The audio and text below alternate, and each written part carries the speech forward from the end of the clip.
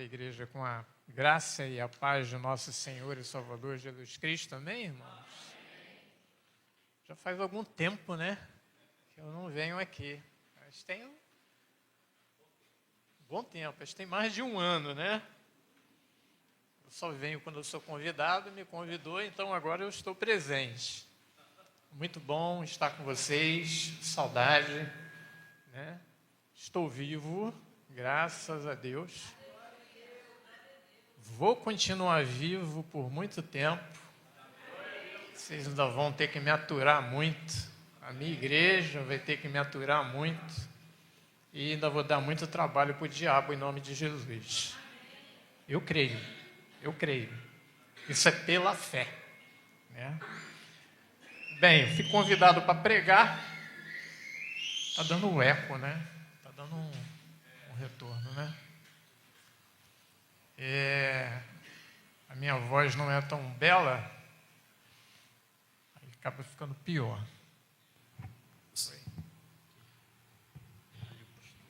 Bem, para quem não me conhece, né? Meu nome é Lenilson. Eu sou membro da primeira igreja presbiteriana em Nilópolis, pastoreada pelo reverendo Denis Baffa. Estou acompanhado ali da minha esposa, Maria Aparecida, que é uma santa mulher, né? Tem a Aparecida e a outra Aparecida, né? Essa é a Aparecida do Rio, né? Gente, eu quero convidar os irmãos a abrir as suas Bíblias no livro de Colossenses,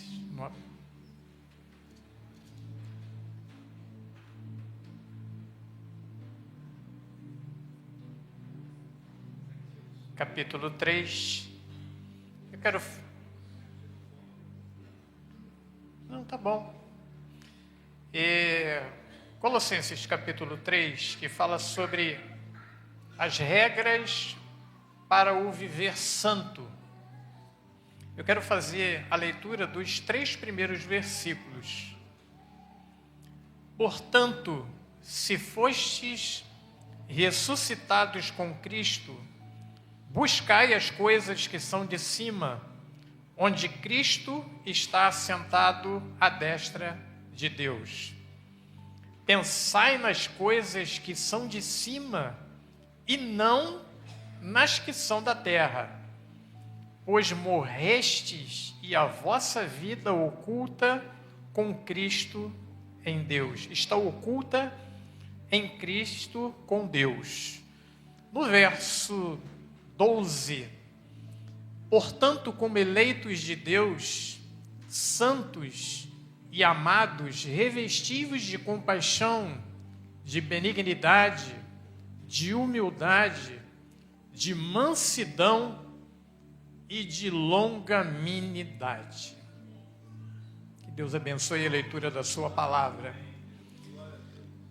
Bom, eu não dei um tema para o que eu vou ministrar nessa noite, mas o texto lido, ele fala de vestimenta, de algo que todos nós temos, né? Todos vocês estão vestidos. Então, eu poderia dar um nome aqui para esse texto, para essa mensagem, de uma nova vestimenta, que é o que a gente vai tratar nessa noite. O texto de Colossenses, no capítulo 3, ele retrata para nós, de maneira muito prática e direta, o contraste do velho homem com o novo homem. A velha roupa e a nova roupa, a nova vestimenta.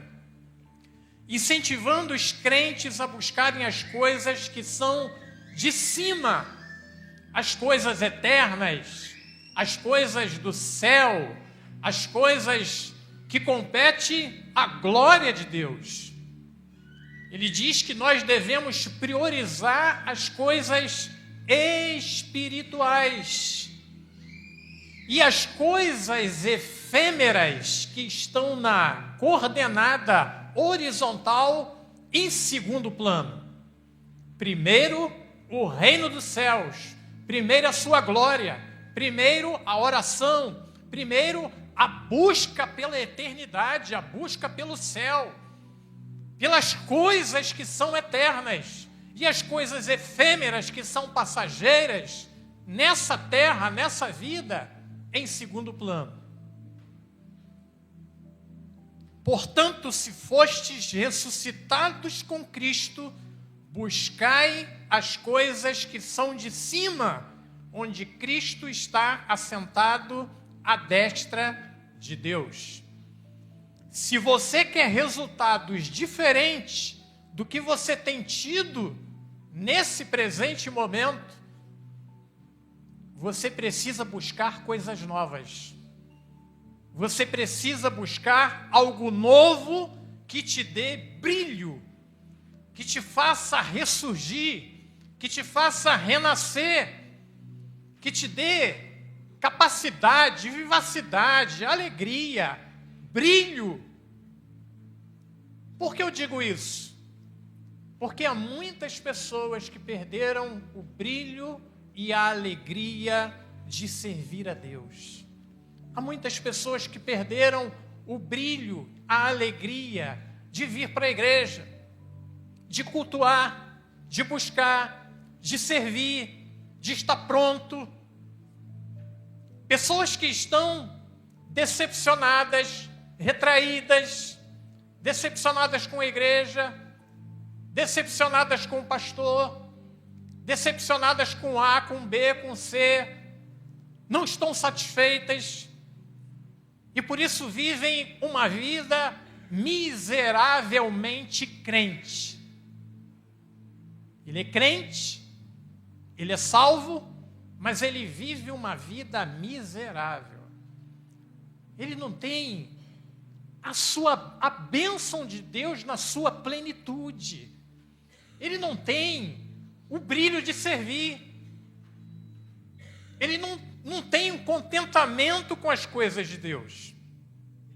Do verso 5 ao verso 10, o apóstolo Paulo, ele nos exorta a fazer, pois, morrer a vossa natureza terrena, que é a prostituição, a impureza, a paixão, a vil concupiscência, a avareza, que é a idolatria.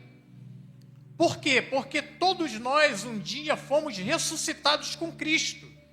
E uma vez que morremos com Ele, precisamos eliminar toda a roupa velha, toda a roupagem suja do passado.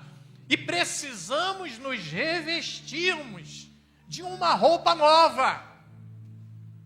E como é bom, amados, usar uma roupa nova. Às vezes, eu compro muita roupa em Petrópolis. Eu não sei se vocês vão a Petrópolis, mas eu já tenho uma loja certa, o endereço certo para fazer a compra do que eu quero. E é tão bom quando você vai numa loja e você encontra uma camisa que você sabe que se identifica com você, uma calça, né? A roupa, ela tem o poder de trazer alegria. Você sabia disso? Quando você veste uma roupa nova, te dá um brilho. A roupa nova, ela tem cheiro, a malha é mais sedosa, ela nunca levou água, nunca foi na máquina, ela tem aquele cheiro gostoso. Uma camisa, né, maravilhosa, no cabide, na loja, ela encanta, ela chama atenção, e você olha com um olhar, né, e você vê o valor daquela peça, e você não mede esforços, você compra, você se alegra ao saber que você vai vestir uma roupa nova para vir para a igreja, para ir num casamento, numa festa, num ambiente. E como é bom quando você chega num ambiente com uma roupa nova, é que as pessoas te percebem. Poxa, você está lindo. Poxa, você está linda. Poxa, eu gostei da sua camisa. Poxa, você está elegante. É isso que o apóstolo Paulo está querendo traduzir para nós. Quando nós estamos trajados e revestidos com uma nova vestimenta espiritual, Essa vestimenta nos dá prazer, nos dá alegria, rejuvenesce o nosso ser, nos contagia e também nos traz a capacidade de contagiar o próximo. Porque o próximo, quando ele é contagiado, ele quer saber aonde você comprou. Aonde você comprou essa roupa? Qual foi a loja? Quanto que você pagou? A nossa vida cristã, amados, também é assim. Nós precisamos, como diz o apóstolo Paulo nessa epístola, nós precisamos nos revestir de uma nova roupagem. E uma coisa muito interessante é que quando compramos uma roupa nova, o velho fica velho. Se abre lá o teu vestuário e você vê as roupas antigas que você tinha, quando você vê a roupa nova, a nova se destaca. Aí você quer usar hoje, quer usar amanhã, quer usar depois, você quer usar o dia todo, a semana toda.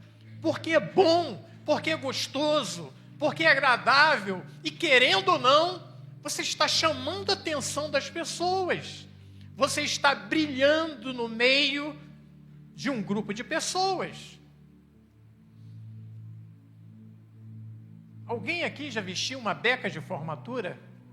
Eu sou suspeito de dizer porque eu trabalho com formatura. Eu alugo becas para formatura. Eu confecciono e tenho o prazer também de vender para o Brasil inteiro. Eu visto pastores no Brasil inteiro, do Oiapoque ao Chuí. Digo isso assim com muita humildade. Um dom que Deus me deu. E o interessante é que, ainda se tratando de vestimenta, a pessoa vai para uma faculdade, estuda 3, 4, 5 anos, aí ele se forma. Aí ele espera ansioso o dia que ele vai vestir aquela beca, que ele vai receber aquela toga, ele vai receber o capelo, vai receber o canudo, e ali ele vai estar sendo empossado justamente naquele curso, naquela formação, seja teologia, seja direito, seja medicina, e o prazer que ele sente de vestir aquela roupa, convidar os amigos para estarem presentes naquela festa de formatura. Esse é um momento inesquecível. É uma roupa nova. É um novo momento. Aquele primeiro vestido do casamento, a noiva nunca esquece. Digo primeiro casamento porque às vezes casa-se 1, 2, 3, 4. Eu tenho um pastor amigo que já se casou 5 vezes.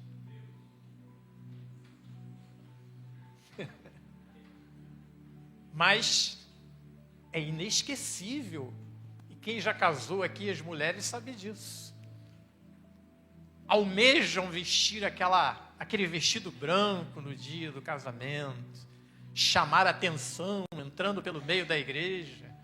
O segredo, nem o marido, o noivo, viu a indumentária, ele aguarda ansiosamente no púlpito da igreja, aguardando a noiva entrar, os holofotes sobre ela. Isso é inesquecível. É uma vestimenta nova. Amados, que tipo de roupa é essa que o apóstolo Paulo está falando? Ele está fazendo menção. A nossa roupa, amados, é uma roupa do céu. É um revestimento do céu. É uma roupa que não vai ficar velha nunca. Você compra uma roupa hoje nova, mas ela vai ficar velha. E você vai necessitar comprar uma outra roupa para substituir aquela que está velha. Porém, quando você recebe essa investidura dos céus, como diz aqui o apóstolo Paulo, traduzindo essa epístola, você recebe uma roupa que ela é renovada. Ela se renova a cada dia. Ela não fica velha. Você não vai ficar antiquado. Você vai andar sempre na moda.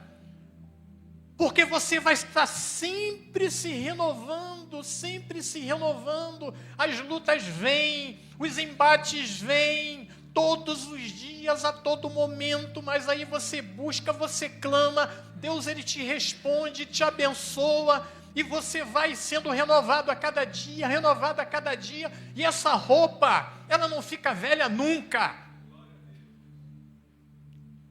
Ela vem do céu. Ela tem a graça de Deus. E Paulo, ele ainda vai mais além. Paulo deixa bem claro que nós somos portadores de 3 marcas. A primeira marca é que somos eleitos, a segunda nós somos santos e a terceira nós somos amados. Repitam comigo: eleitos, santos e amados. Você é eleito, santo e amado.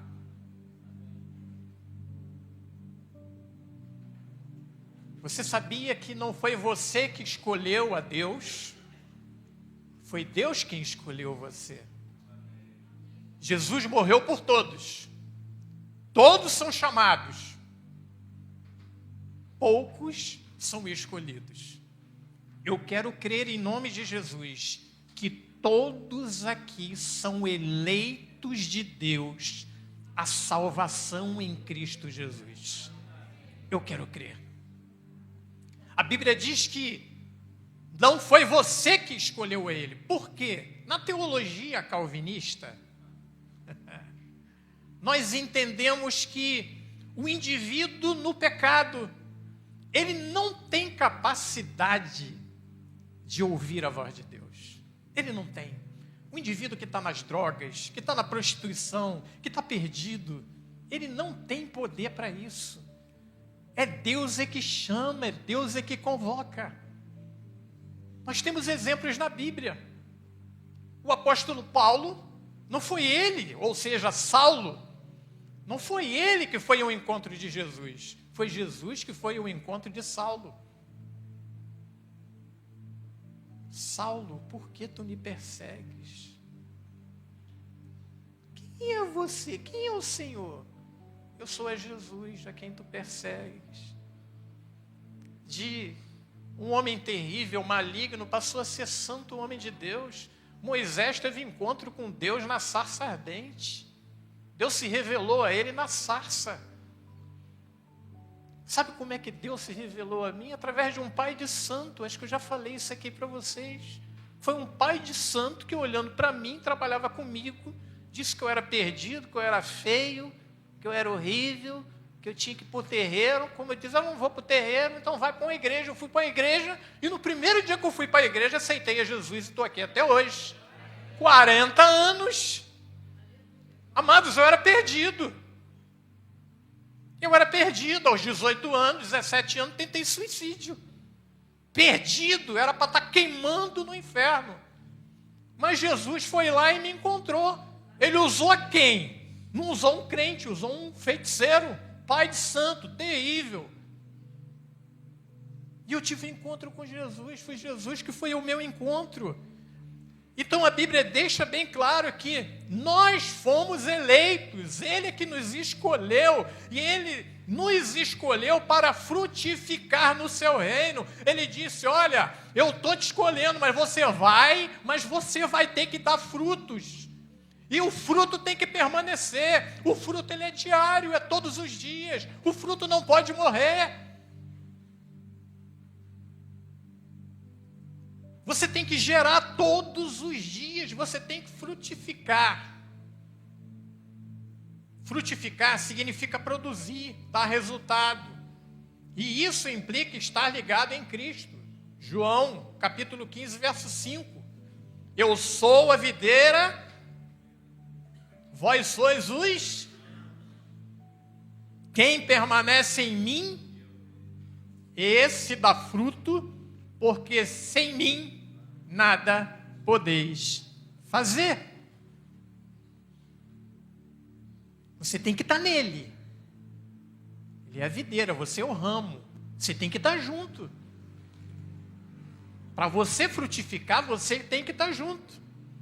Frutificar no reino de Deus implica em deixar a zona de conforto.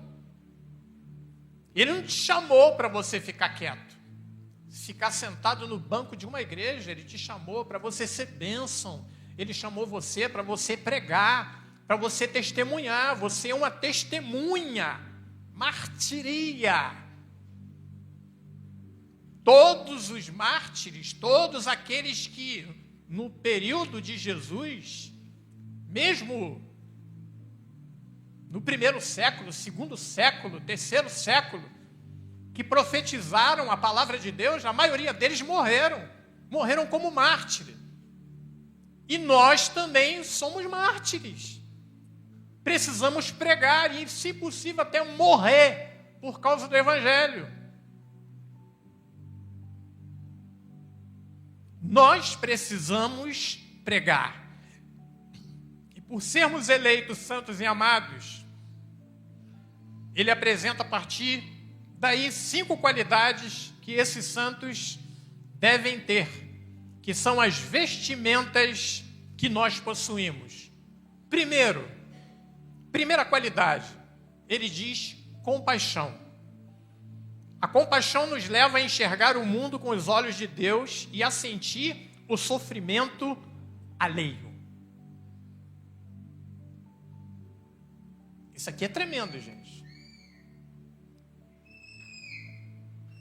Você olha com os olhos de Deus, você vê um indivíduo sofrer e você se envolve, você chora com ele, você sorri com ele. Se ele estiver passando alguma necessidade, você está junto com ele. Isso me chama muita atenção a igreja primitiva. A igreja primitiva, ela era uma igreja que se envolvia. A Bíblia diz lá que havia tudo em comum entre eles. Não havia gente passando necessidade. Porque o que tinha, dividia com aquele que não tinha. Repartia o pão de casa em casa. Davam graças. E por causa da ação, do amor, da compaixão, da longanimidade, da humildade, a Bíblia diz que Deus acrescentava cada dia naquela comunidade pessoas que iriam se salvando. Resultado do envolvimento. Jesus, ele teve compaixão das pessoas. Jesus é um exemplo de compaixão. Jesus, quando tomou conhecimento de que Lázaro havia morrido, a Bíblia diz que Jesus chorou, né? Jesus se compadeceu. Ele sentiu a dor do próximo. Precisamos sentir a dor do nosso próximo. Precisamos nos compadecer dessas pessoas. Agora um pouquinho aqui. Eu não queria falar sobre esse assunto, mas eu acho que está dentro do contexto. No mês de novembro do ano passado, eu fui diagnosticado com câncer. Eu fui. E eu não guardei isso para mim. Falei na minha igreja, com o meu pastor, pedi para ele comunicar lá com alguns, ou com a igreja, deixei ele à vontade, porque tem gente que tem restrição, deixa para lá, fica quieto. Foi difícil para mim, entrei em depressão, fiquei mal, não queria ver ninguém, fiquei dentro de casa, estava dando soco até na sombra, não queria saber de ninguém, não queria falar com ninguém. Foi um período assim muito complicado. Só Deus sabe que minha esposa passou. E o que ela ainda passa, mas hoje, graças a Deus, eu estou bem melhor, né? Mas ela cortou um dobrado comigo. Teve paciência. Graças a Deus, Deus me deu uma esposa, uma companheira, uma amiga, uma mulher de oração. E muitos irmãos se condoeram com a minha situação. Muitos irmãos tiveram compaixão, ligaram, me visitaram, foram na minha casa, oraram por mim. Teve um pastor que foi na minha casa, fez campanha de oração 4 semanas. Lenilson, semana que vem eu estou na tua casa com um grupo de oração. O pessoal da Assembleia de Deus é sensacional. Sensacional, irmãos. pode pular, pode dar cambalhota, dar glória a Deus. Meu, vamos lá. Linu, você não tem nada, você está curado. Me ungiram, me abençoaram, eu fiquei de joelho, virar de cabeça para baixo. Eu creio, irmãos, eu creio. Outros ligaram, mandaram mensagem, até hoje eu recebo mensagem todos os dias. Como isso fez uma diferença? Irmãos, tem muitas pessoas entre nós que estão doentes, que estão perdidas, que estão fracassadas, que estão arruinadas. Perderam entes queridos, como nós vimos aqui. Tomei conhecimento, não sabia. E essas pessoas precisam de um abraço, de um carinho, isso faz muita diferença. Às vezes não é nem o falar, é a presença, é um toque de mão, é um aperto de mão, um abraço, um beijo. E eu convivo com isso. Às vezes as pessoas ficam até com medo de me perguntar. Pode, fica à vontade de perguntar. Eu estou vivo e vou continuar vivo. E eu digo para vocês, eu não vou morrer disso, eu vou morrer de qualquer outra coisa, mas não vou morrer disso. Porque eu creio em Deus. Eu creio em Deus, irmãos. Eu creio. Compaixão. Fala de se condoer. Agora tem um segundo item aqui, segunda qualidade, que é benignidade. A benignidade, ela é uma compaixão, mas com ação. É você se condoer, é você sentir a dor do próximo, mas é você também agir. Não ficar de braço cruzado, é botar a mão na massa, é ir até a pessoa, é fazer alguma coisa e ajudar. Está desempregado, não tem alimento, mete a mão, vai lá, faz alguma coisa, age. Esse é o nosso papel, é o papel da igreja. Bom samaritano, está aí um exemplo. Vocês conhecem a passagem. Um homem estava lá, caminho de Jericó, aí veio uns canalhas, né? Bateram nele, surraram ele, jogaram ele no chão. O homem ficou lá desmaiado, levaram tudo dele. Aí o texto vai dizer que primeiro passou um sacerdote. O sacerdote passou, a gente espera que o sacerdote vai fazer alguma coisa, né? O sacerdote passou, olhou, ignorou, foi embora. Veio o levita. Levita, adorador. Viu o homem, continuou o caminho. Aí vem o bom samaritano. O texto fala que ele é o bom samaritano. Ele não é um samaritano. O samaritano era inimigo dos judeus. Se odiavam. É ele que para, é ele que assiste o homem, da onde a gente menos espera, né? Pega aquele homem, vai lá, né? Paga as dívidas dele, dá de comida para ele, cuida dele. É ele. Por isso ele é o bom samaritano. Ele é o espírita. Ele pode ser o católico. Ele pode ser o macumbeiro, o feiticeiro. Mas o sacerdote não se envolveu, o levita não se envolveu. Mas aquele que a gente rechaça, foi ele que foi no meu lugar, no teu lugar, e fez o que nós deveríamos fazer. Vocês entenderam? A benignidade, ela é uma ação. Então nós precisamos agir. A bondade é uma das qualidades essenciais do caráter de Deus. A Bíblia diz que ele é bondoso, ele é compassivo, ele é cheio de graça para conosco. Salmo 103, verso 8. Visto que a natureza de Deus é ser tolerante, gentil, paciente para conosco, devemos ser o mesmo com os outros. Você já parou para pensar de onde você veio? Você já me perguntou de onde eu vim? Amados, nós não valíamos nada. Nada. As nossas orações não eram, as nossas ações não eram as melhores. Nós éramos perdidos, muitos aqui alcoólatras, outros drogados, outros com uma vida sexual ativa, promíscua, adúltero. Aí Jesus foi lá, entrou com poder, te salvou, te resgatou, trouxe para a presença dele. Você é santo, amado e eleito. Agora você deve fazer as mesmas coisas que ele fez com você. Ele foi paciente com você, ele foi longânimo com você, ele foi humilde com você, ele foi manso com você, ele foi tolerante com você, e nós também precisamos exercer o mesmo papel. Na mesma proporção como ele foi conosco, nós também devemos ser para com o próximo. Assim diz a palavra de Deus. Terceira qualidade, humildade. A humildade não é ser inferior, também não é uma atitude depreciativa.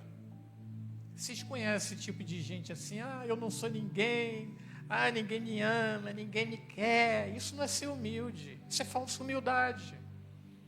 Em Jesus temos um modelo onde nós podemos apreciar esta poderosa virtude, que não é virtude dos fracos. Jesus é a marca registrada de todos os eleitos do reino. Bem-aventurados os humildes de espírito, porque deles é o reino dos céus. Ele abriu mão do seu reino. Jesus morreu por mim e por você. Ele é filho do Deus Altíssimo. Ele saiu de lá do trono, desceu de lá, veio da terra, se fez homem, foi escarnecido, humilhado, espancaram ele, bateram nele, colocaram sobre os ombros dele uma cruz. Em pleno meio-dia, furaram as suas mãos, os seus pés, colocaram no madeiro, por mim, por você. Ele se fez humilde, ele não reclamou em nenhum momento. Pelo contrário, ele vendo aquilo tudo, ele perdoou cada um de nós. Eu não estava lá, mas ele já havia dado a sentença de perdão para mim e para você. Ele sim foi humilde, continua sendo humilde. A quarta característica é mansidão, que também está ligado e decorre da humildade. E nós temos um exemplo de mansidão na Bíblia que todo mundo conhece. Ana e Penina. Ana era estéril, Penina era rival dela. E por causa da esterilidade de Ana, a Penina sempre ficava todo dia, humilhando ela. Tá vendo aqui? Eu tenho filho, você não tem, você não pode. E uma mulher naquela época que não gerasse filho era muito discriminada. Aquela mulher ficava calada, Ana ficava calada em todo o tempo. Porém, em 1 Samuel capítulo 1, verso 10, a Bíblia diz que Ana, ela se apresenta diante de Deus e ela ora a Deus. Ela com amargura de alma orou ao Senhor e chorou muito. Você sabe o que é isso? Você ser humilhado todos os dias, ser achincalhado todos os dias e você manter a tua postura de equilíbrio, você não revidar, você não dar o troco, você simplesmente transferir para Deus. Isso é mansidão, irmãos. Quantos mansos tem aqui nessa noite? Eu quero conhecer os mansos. Você já chegou nessa plenitude de mansidão? Eu quero que você faça uma reflexão nesse momento. Você é manso de chegar a esse ponto? E ainda tem a quinta e última qualidade, que é a longanimidade. Olha, se você acha que com o exemplo de Ana, ela sendo mansa, se já é difícil se manter a postura dela, pense em ser longânimo. Longânimo. Imagina ser manso 10 vezes. Imagina ser Ana 10 vezes. É suportar, suportar, suportar, suportar. Sem limite. Amados, essas características, elas não estão aqui na Bíblia de forma aleatória. Isso aqui é uma revelação de Deus, amados. Você percebe que essas qualidades elas vão evoluindo e na medida que vão evoluindo, parece que vão ficando mais difíceis. Vão enquadrando cada um de nós. Vão nos chamando à responsabilidade. É uma responsabilidade que temos, irmãos. Nós precisamos viver isso. E isso é algo que está em extinção entre nós. Está difícil achar alguém que tenha compaixão, que seja benigno, que seja humilde, que seja compassivo, que seja longânimo entre nós. É difícil, irmãos. São muito poucos. São muito poucos. Mas eu quero dizer para você que se você não tiver essas qualidades, você não vai suportar. Porque se você não consegue atingir esse nível que é exigido da parte de Deus para cada um de nós, você não vai ter a capacidade de perdoar o teu próximo. Aí a coisa vai mais além. Porque no verso 13 ele diz: suportai-vos uns aos outros, perdoai-vos uns aos outros, e se alguém tiver queixa contra o trem, assim como o Senhor vos perdoou, assim também perdoai a vós. Ficou mais sério ainda. Já parou para pensar? Fecho aqui com o verso 13. Se você não consegue atingir esse patamar com essas características, você não vai conseguir suportar o teu próximo, o teu inimigo. Sabe qual é o significado da palavra sustentar?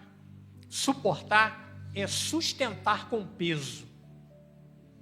É você tá pesado, mas você tá sustentando. É aquele irmão chato de galocha que te perturba e eu estou suportando aquele irmão, eu estou suportando aquela irmã. Aí você vai suportando. Suporte, irmãos. Pode ser difícil, pode ser chato, mas suporte. Em nome de Jesus, que é para a glória de Deus. Porque Jesus suportou que eu e você jamais poderia suportar. Você não suportaria 1 minuto do que ele passou naquela cruz. Você não suportaria ser cuspido, ser humilhado, despido, chicoteado, elevado numa cruz, do meio-dia às 15h. Você não suportaria. Isso aqui não é nada. Isso aqui não é nada mediante o sacrifício que ele fez por cada um de nós. Então suporte em nome de Jesus. Vai para o joelho, faça que nem Ana. Ore. Peça a Deus para você ser longânimo, para que Deus te dê graça. Se você não jejua, nunca jejuou, passe a jejuar, passe a buscar. Meu irmão, Deus vai te dar um revestimento, uma graça que nada vai te tirar da presença de Deus. Nada.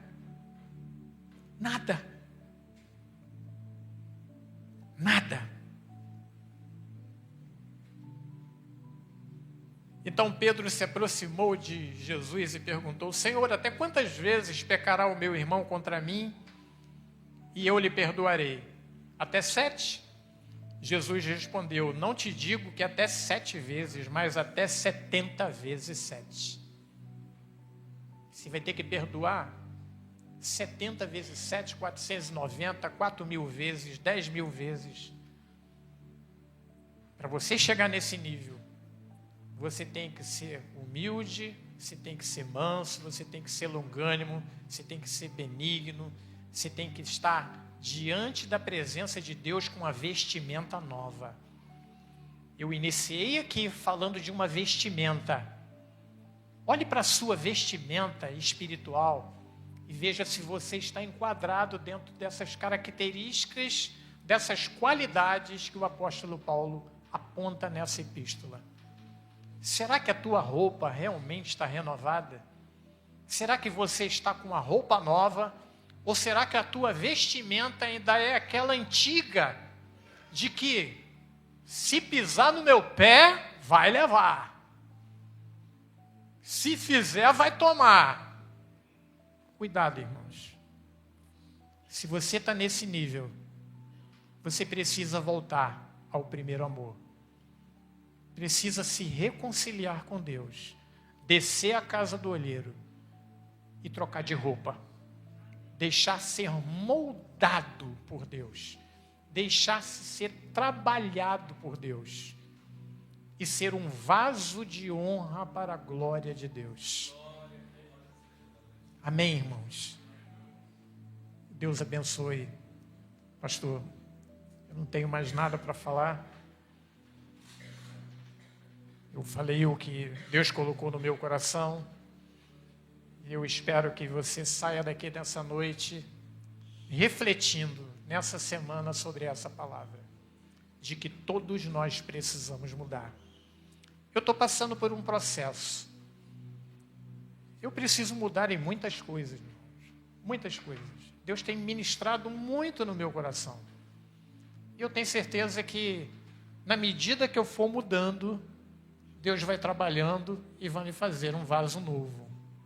Eu creio nisso, para a glória de Deus.